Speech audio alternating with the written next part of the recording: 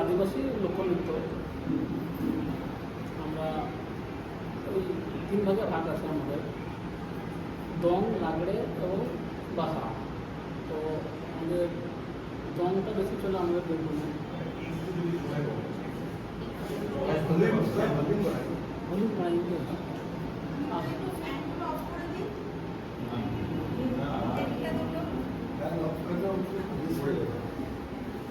তো আমাদের যে মাদল বাজানো হয়, তো ওই বিয়েতে বা কোনো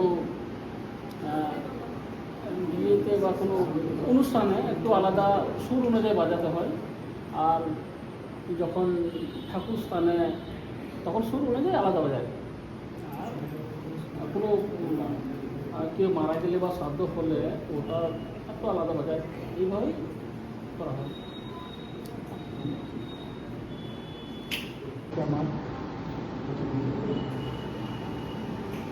আমাদের প্রধান অতিথি লোকসঙ্গীতের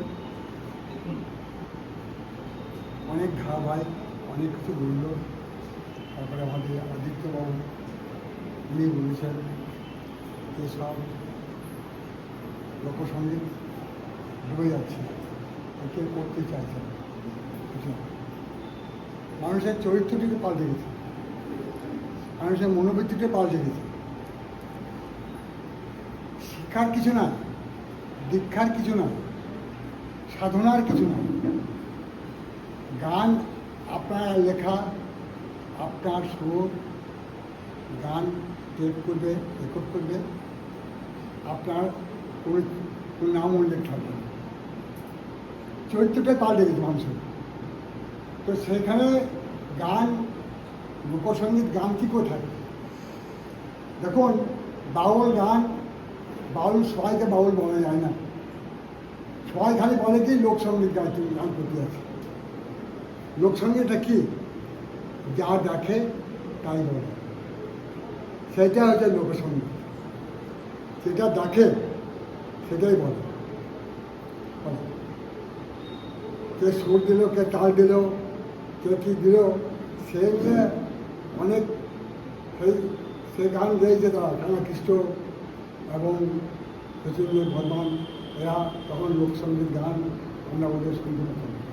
রেকর্ডে তখন ওদেরই গান শুনতে পেতাম। লোকসঙ্গীতের কোনো ইয়ে ছিল না। আর লোকসঙ্গীত একটা মানুষের খুবই ভাবনা চিন্তার কথা। লোকসঙ্গীতের 7 কোণ মাপ আছে। আপনি যা দেখবেন তার সঙ্গে সঙ্গে বলবেন, এই প্রতিবাদ করবা, ওই গানের মধ্যে পড়বে।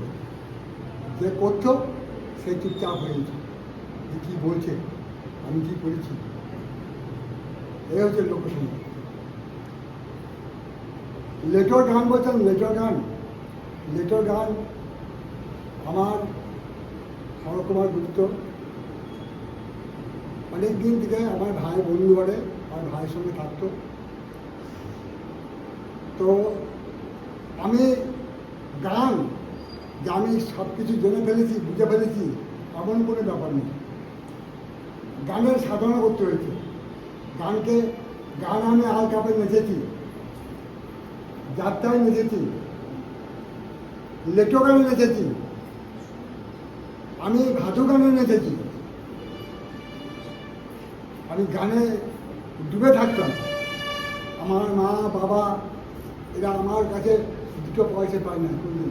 আমি কাজ করে রোজগার করে কোনদিন দাঁড়িয়ে 2 হাতে পয়সা দিতে পারি, কিন্তু আমি গান পেয়েছি।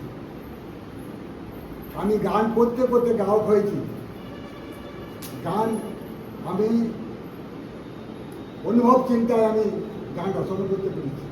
মা সরস্বতীর কৃপা, আপনাদের আশীর্বাদ, আপনাদের আশীর্বাদ আজকে আমি লোকশিল্পী, রচনকার, রাষ্ট্রপতি পুরস্কার প্রাপ্ত, আজকে আমি পদ্মশ্রী, সব আপনাদের আশীর্বাদ, মানুষের আশীর্বাদ। মানুষের কাছে আমি খুবই নম্র হয়ে চলেছি, মানুষের কাছে ভালোবাসা পেয়েছি। আমাকে প্রত্যেকেই ভালোবাসে। আর লোকসঙ্গীত ডুবে না, নষ্ট হয়নি, কিন্তু মানুষের মনোবৃত্তি পাল্টে গেছে, চরিত্র পাল্টে গেছে। গানকে তারা ভালোবাসা না, গানের মধ্যে কোনো প্রেম না। শুনুন, আমার যেদিন রাষ্ট্রপতি পুরস্কার দিয়েছে, সেদিন আমি আমার ভিতরে একটা কথা ছিল, আমার মোরা গাছে ফুল ফুটেছে দেখো ভাই সবাই, আমার মোরা গাছে ফুল ফুটেছে দেখো গো সবাই, গাছে জল দিয়েছে সার মাটি দিয়েছে, গাছে জল দিয়েছে সার মাটি দিয়েছে, ভারত সরকার ভাই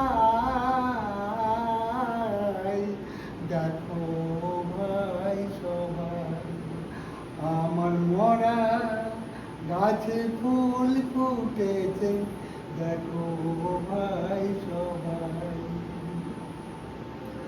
লোকশিল্পী রতন কাহার সবাইকে জানাই নমস্কার, লোকশিল্পী রতন কাহার সবাইকে জানাই নমস্কার।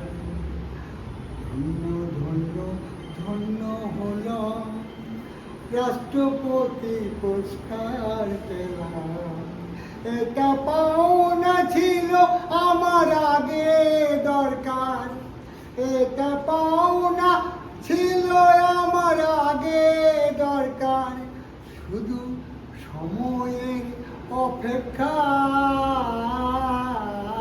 অপেক্ষায় দেখো দেখো ভাই, আমার মরা গাছে ফুল ফুটেছে দেখো ভাই সবাই, আমার মরা গাছে ফুল ফুটেছে দেখো ভাই সবাই। এই হচ্ছে লোকসঙ্গীতের পথ। লোকসঙ্গীত একটা বাউল গান করবে তাকে তো লোকসঙ্গীত বলে না, বাউলের একটা ধারা আছে, তা বলে এর মধ্যে দেহতত্ত্ব আছে এবং সাধারণ মানুষের কথা আছে, আপনার আমার জীবনের কথা আছে, এই লোকসঙ্গীত বিষয়ে সেটা সাধারণ প্রচলন করে শিখছে না কেউ। যেমন নিখিলবাবু গান বলেন, নিখিলবাবু গান বলেন তো বলেন তো, উনি লিখেছেন ভালো, কিন্তু সুরটা তো সুর উন্নত হয়, হামন্তন গলাটা তো হামন্তন গলাটা। তো এইরকম গানের একটা নিয়ম আছে, যেমন আমি আমার বাড়িতে আমার স্ত্রীকে নিয়ে আমি জয়দেবে মেলা গেছিলাম বহুদিন আগে, তখন আমার খুব কষ্ট করেন, খুব অভাব, তখন আমার ছেলেরা খুব ছোট, তো আমি সেখানে আমার স্ত্রী খুব আক্ষেপ করেছিল, মরে গেছে আর স্ত্রী না আমার কাছে নাই, চলে গেছে, খুব আক্ষেপ করেছিল যে হাগো নাগরদোলাতে আমি চাপবো, আমি চাপাতে পারি, আমি চাপাতে পারি, তার জন্য আমি একটা গান করেছিলাম, মানে জয় দেবের মেলাতে গো মেলাতে মেলাতে চাপাইলে না গো আমায় নাগর দোলাতে, চাপাইলে না গো আমায় নাগর দোলাতে, জয় দেবের মেলাতে গো মেলাতে মেলাতে চাপাইলে না গো আমায় নাগর দোলাতে, চাপাইলে না গো আমায় নাগর দোলাতে। আউল বাউল গান শুনিলাম, কত দেশ বিদেশের লোক দেখিলাম গো,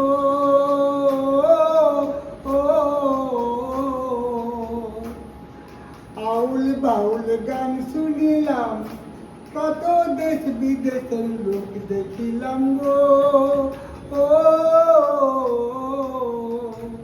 আবার সারা রাত্রি বসেছিলাম, আবার সারা রাত্রি বসেছিলাম আমি হালা বাবারে আগ্রাতে গো আগ্রাতে, চাপাইলে না গো আমায় নাগর দোলাতে, চাপাইলে না গো আমায় নাগর দোলাতে। আমি মেলা দেখলাম মিষ্টি খেলাম, ওগো ওগো পান খেয়ে ঠুট লাল করিলাম গো।